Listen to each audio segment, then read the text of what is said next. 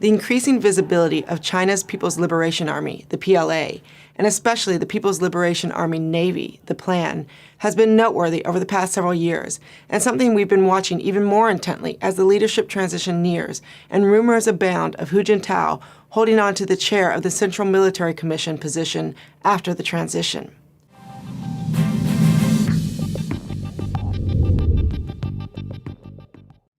Lately, there has been an increase of commentary both within domestic and international media of the party's control, or lack thereof, over the PLA, suggesting that this is a topic of concern prior to the leadership handover.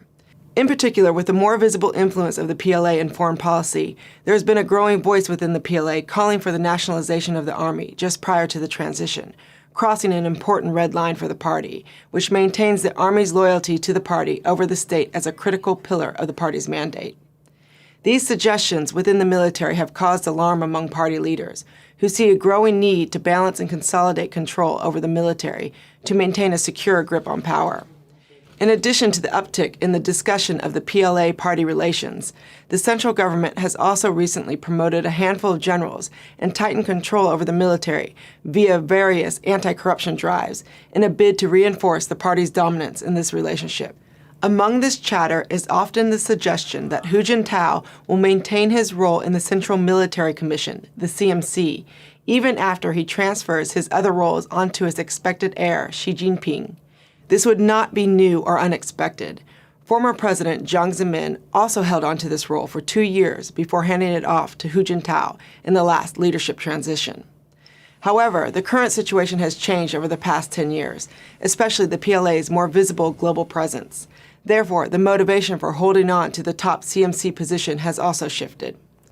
Jiang and Hu come from 2 different backgrounds and ideologies, and Jiang retained his position on the CMC after the last leadership transfer in order to ensure and consolidate his control even after he stepped down. As a matter of fact, Jiang still wields considerable control over policymaking from his current backseat position. Although Hu may also have similar motives in mind in this transition, the rising power of the PLA in the past few years has forced the leadership overall to become more adept at balancing their interests and demands. As such, Hu may deem the move to maintain his position on the CMC as necessary for continuity and to ensure stability ahead of the political transition. With growing tensions in the maritime periphery, Beijing may also see the need to rein in the military to align it with its foreign policy objectives and to deter any potential rogue actions.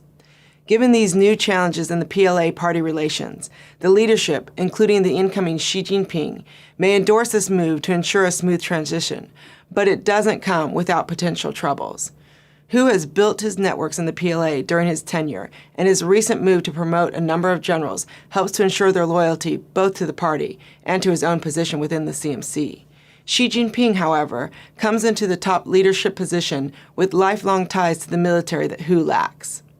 As the PLA pushes for more political influence, an incomplete transition of power to Xi Jinping will not only diminish his ability to consolidate control, but may also heighten internal PLA factionalism that is already intense among the various military departments, regions, and personalities. The whole country awaits the transition and watches eagerly to see how the new leadership will assert its authority and address growing economic concerns. Equally important to watch will be how Hu and the leadership handles the transitions within the CMC, and subsequently the PLA's response. The party will not relinquish its premise as stated by Mao Zedong. The party controls the gun, and the gun must never be allowed to control the party.